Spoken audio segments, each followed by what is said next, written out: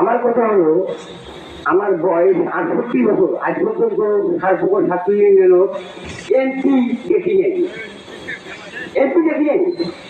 ফেরত হয় হায়দার লাবলু, যে আমার বাড়ির পাশে খাওয়া, আজকে আমরা তাকে দেখছি এমপি দাঁড়াইছে।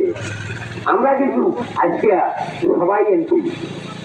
আমার কথা হলো, যারা আমাদের আজকের বিরোধিতা করে তারা তো দাঁড়িয়ে পায় নাই। আজকে কিন্তু এই বয়সে আমরা দেখতেছি ছাত্রীগুলি ইউনিয়নে আজকে একজন এমপি প্রার্থী সংসদ সদস্য আমাদের সামনে দাঁড়াইছে। তা আমরা সবাই মিলিয়া তাকেই সমর্থন করবো। যদি কোনো দল আইছে তাকে করবো যে ভাই এবারকার জন্য লাভলুকে ভোট দেবো, দাঁড়িয়ে করলাম। এটা কিন্তু আল্লাহ রাস্তায়, এটা কোনো কথা নয়, আল্লাহ রাস্তায় ভোট দেবো।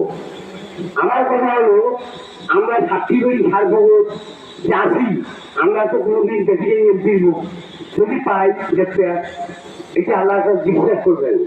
আর একটা কথা, আমার পাশের ইউনিয়ন 8 নম্বর আর 9 নম্বর, এই 8 আর 9 আজকে 1000 লোক আছে, 2 লোক আছে এখানে। আমার অনুরোধ, আমরা সবাই কিন্তু লাভলি আমার কথা, আমরা কিন্তু সবাই লাগবো। আজকে যদি আমাদের বাড়ির যদি আমার ঠিকঠাক হয়, বাইরে যাবো ঠিক করবো, বাড়ি আমরা সবাই কি করবো, সবাই কি করবো বাড়ি, কেউ যদি আমাদের এখানে থাকতে পারে না, আমরা সবাই কি করবো, আমরা তো লাগবো, আমারই খাওয়া, আমরা যদি আজকে প্রতিক্রিয়া করি, তাই আমাদের জায়গা আছে করে, আমার এটা গৌরব, আমাদের সবাই গৌরব। আজকে যেভাবে আমরা দেখে যাই ছাত্রী করি সারপুকুর ইউনিয়নে এমপির একজন প্রার্থী, আজকে একটা ভাগ্য আমাদের সবাই ভাগ্য। আমার একটা কথা, আমরা সবাই আত্মীয় স্বজন যারা যেখানে আছে সবাইকে বলবো যে ভাই দাঁড়িয়ে বেলা ভোট দেন। আমরা সবাই বেলা নামবো, আমরা তারাও বলতে না 9 নম্বরের মানুষ আর 8 নম্বরের মানুষ, তারাও আমরা বলতে না। যদি কারো বিরোধিতা করে তাকে বুঝাবো, সবাই বুঝাবো যে ভাই দাঁড়িয়ে বেলা এবার ভোট দেন। এটা তো ইসলামের অঙ্গ, এটা একটা ইসলামের অঙ্গ।